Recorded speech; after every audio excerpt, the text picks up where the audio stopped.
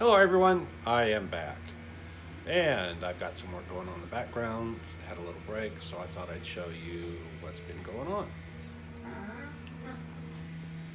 Stopped by the fiberglass shop, and this is my fiberglass guy. He is making the mold for the Grand Sport hood.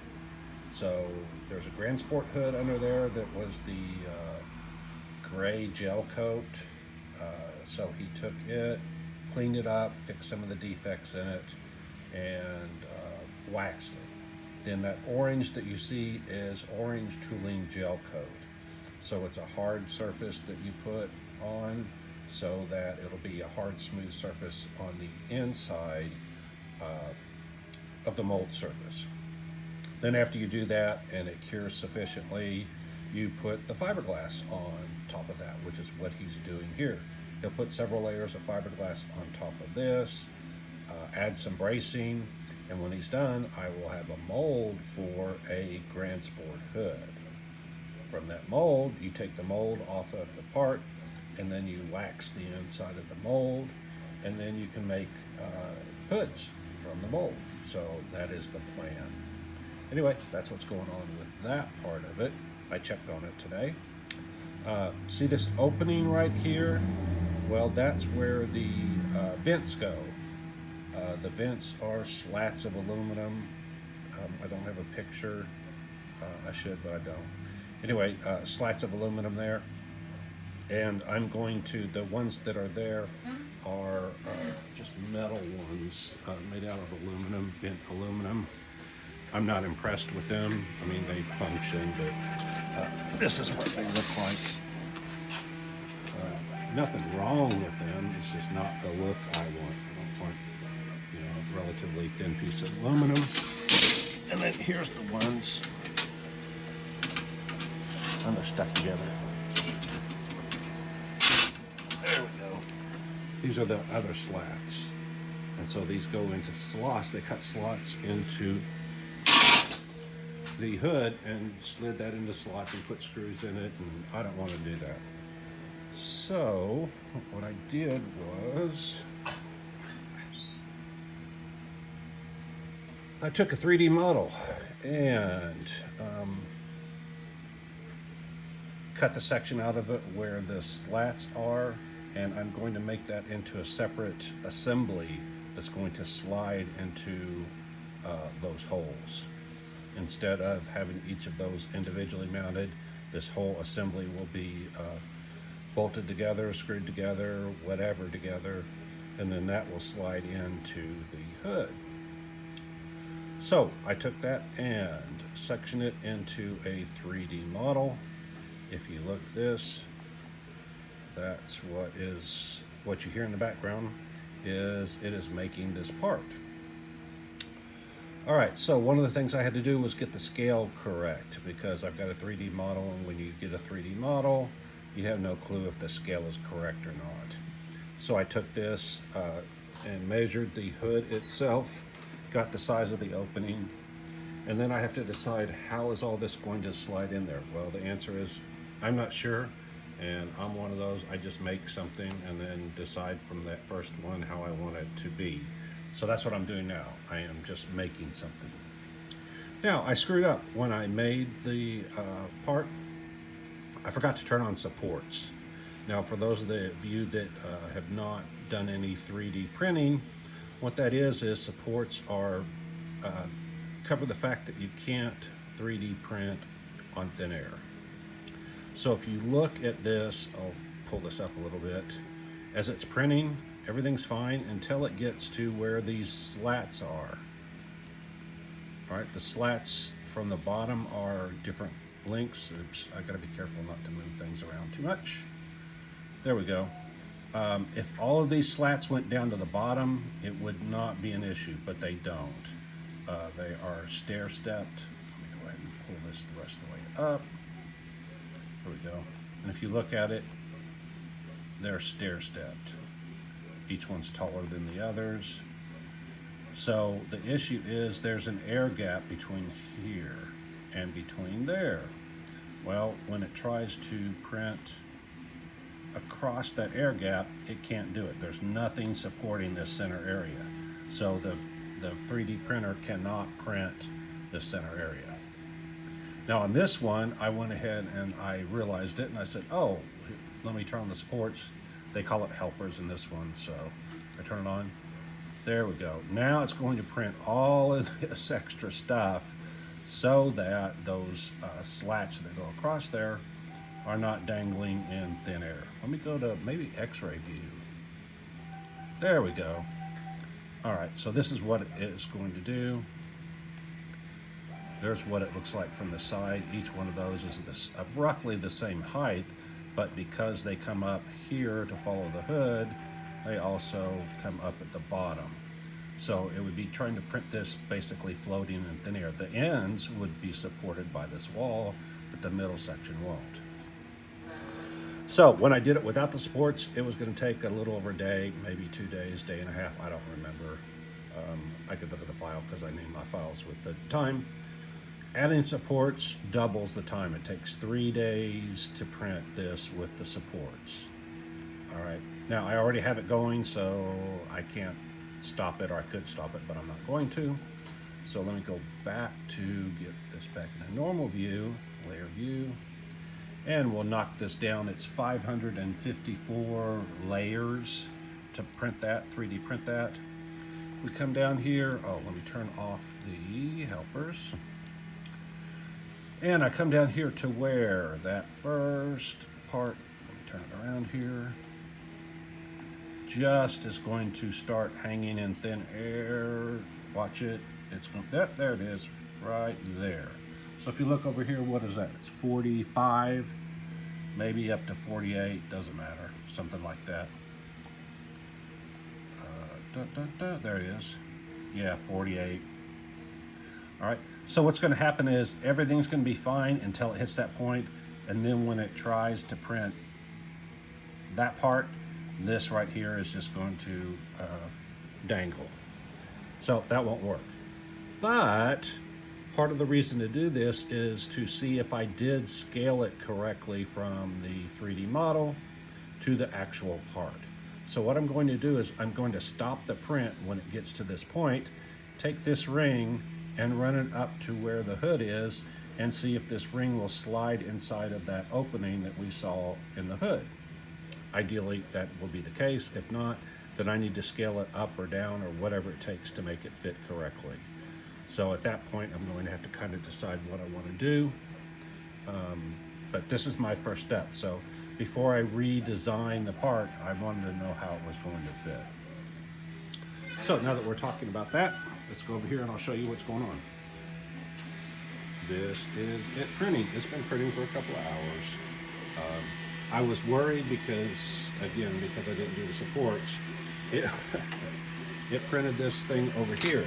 And it started off, it was printing this piece back here and nothing in the front. And finally, when it got to this point, it was trying to print in the front area here, but it was about 4 millimeters thick, I'm gonna guess. So it was 4 millimeters above the surface. Well, it can't print. We just talked about that. It can't print in thin air. So what I did was I paused the print, took this piece off of the plate, and then started again.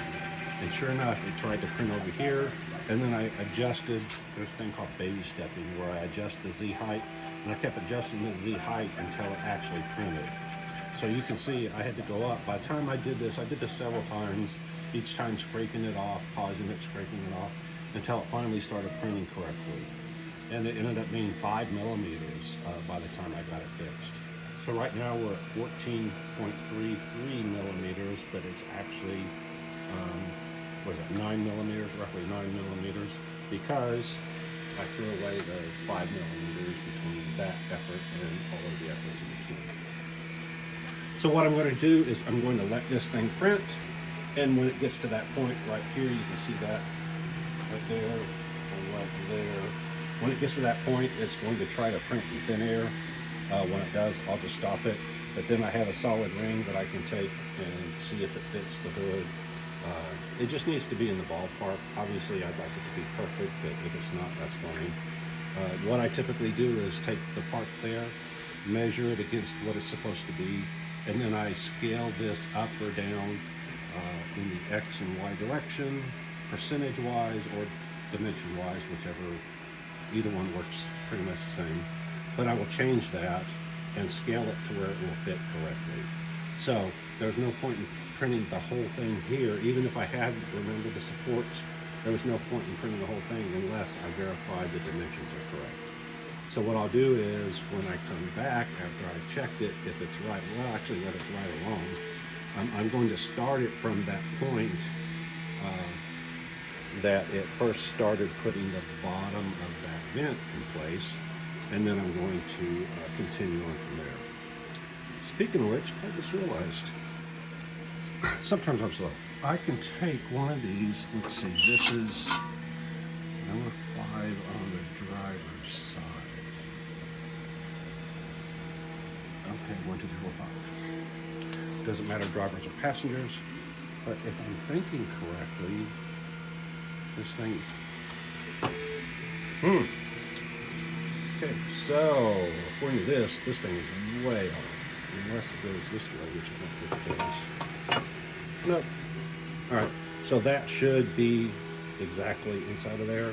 So somehow I messed up my scale, potentially, not sure. This does go on the outside, so the thickness of the fiberglass would be subtracted from it. But that inner dimension right here, from right there, should be, oh. Anyway, I have no clue why that's not even close. But again, I will find out when I take it up there and check it out against the actual code. But at this point, it looks like that thing is way off. All right, well, good thing I did that. I will, in my normal way, I'll show you whether it's right or wrong or indifferent, and then show you how I'm going to fix it. So even if it's wrong, I will let you know. Wish I would have thought of that earlier, but again, I needed the ring there to have something to measure against. All right, and speaking of screw-ups, so this is my tThe model. I've been trying to print this for weeks now. What happens, it'll print for a little while and then something goes wrong. So this actually ended up printed the bottom part first. It had a layer shift somewhere in there, I forget, but I covered that in a previous video. I corrected that, got it to print, ran out of filament, printed that's the copper, no, bronze color. So the greenish color on the bottom, they call bronze. And I did notice when I polished it a little bit, it does turn to a bronze color, but it looks like green to me. The next one is copper, and that is, believe it or not, a whole spool of copper there. So then I switched to gold because I ran out of copper and went ahead and printed gold. When it ran out, then once again, I had ordered copper and it came in. So I put copper again, it printed, ran out of copper. So then I switched back to gold, and that's what you see on the very top. So there are several sections here. Ideally, I would have loved for this to print it out all in one, but it didn't. So here's a section here, there's a bottom section, a middle section, and a top section. Now the top section did not run out of filament, it just plain screwed up. So it tried, but there was pieces like this that ended up coming here, so there was nothing. Apparently this didn't print correctly, so there was nothing for it to print to. So it was trying to print, like I said, in thin air. Can't print in thin air. Same thing here, it didn't do the supports. Maybe I turned supports off, I don't know. But anyway, it couldn't print there. So I still have a good amount of filament. This is the spool that I put on there. So what I'm going to do probably is, this model does consist of individual parts. So I might just go ahead and print separate parts, print the top piece and the hood, whatever. I'm going to see if I can print it on my smaller Creality printer, the Ender 3 Pro, Creality Ender 3 Pro, there we go. My little printer, it's a workhorse. I don't have issues with it, it works. So I'm thinking I will go ahead and just use it and print this if I can fit it scale-wise on here.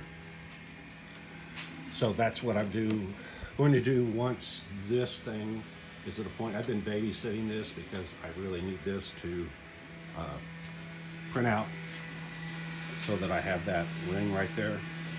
So I'm going to go ahead and let it print and babysit it. Once it's done and I make sure it's far enough along, then I'll go ahead and set up the other printer and try to print the top of this. But I do have epoxy. I'm going to take these two sections, glue it together. I have my automotive body filler, so I'm going to fill in all the gaps. So it's just a question of how much do I want to fill in and fix, and how much do I just want to reprint. So it doesn't look bad from a distance, so I can smooth that out, paint it. If you have a preference for color, let me know, because I got to paint it anyway. Body filler is going to be kind of a whitish gray, so the whole thing will be whitish gray, and then I'll have to print. I don't have to, but I'm going to spray it with some paint. I have the suspension pieces that I also printed out. This is 1/8 scale. If you look, that's a 13-inch scale in front of it, so you can see it's a little bit bigger than that. It's almost 2 feet long. I think it's 21 inches, 22 inches, something like that. So I'm going to go ahead and finish printing that. I have the suspension pieces.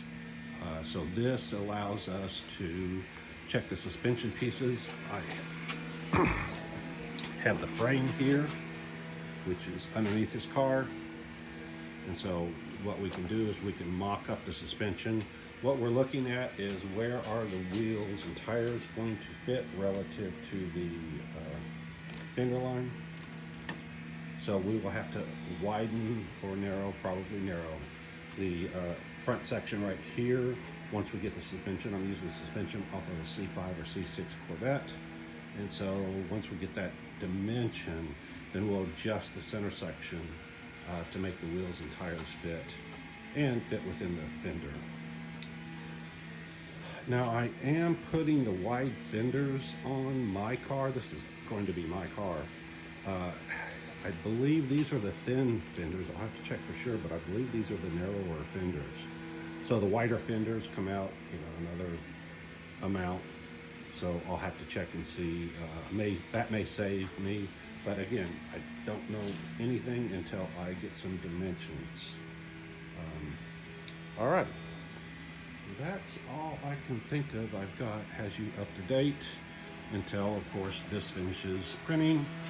And oh, there we go. I knew it was close. See that piece of filament across there? That's where it hit the bottom of that part, and it's saying, oh, I've got the bottom of the part. What do you want me to do now? And the answer is stop. Let's see.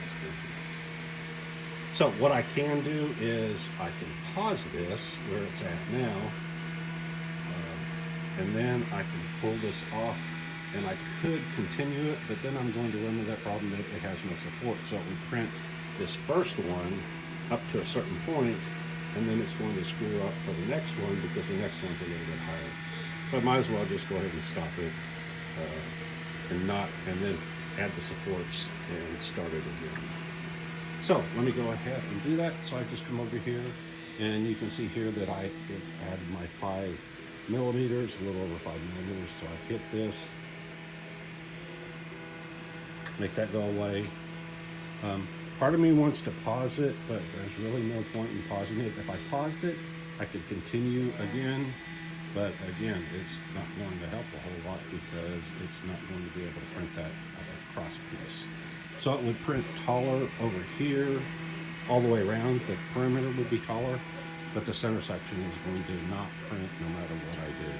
So there's no point in trying it. So much as it pains me, I'm going to hit the stop button. And that is an emergency stop, so it says, okay, I'm just going to shut everything off because you told me to stop. And so it stops, resets everything. And for some reason it cycles through this until it picks up the network, which it may or may not do, who knows. And then hitting this doesn't help because this thing doesn't respond when it's in any kind of mode. Anyway, so there you go. That's why I am doing what I'm doing, because that will not print that cross piece. All right, let me see that's it. So, like, subscribe, hit the alert, do the thanks. They added stars, which somehow gives me some kind of credit if you hit the stars. So if you do that for me, that'd be great. And if you don't like what I'm doing, you don't know jack. Bye.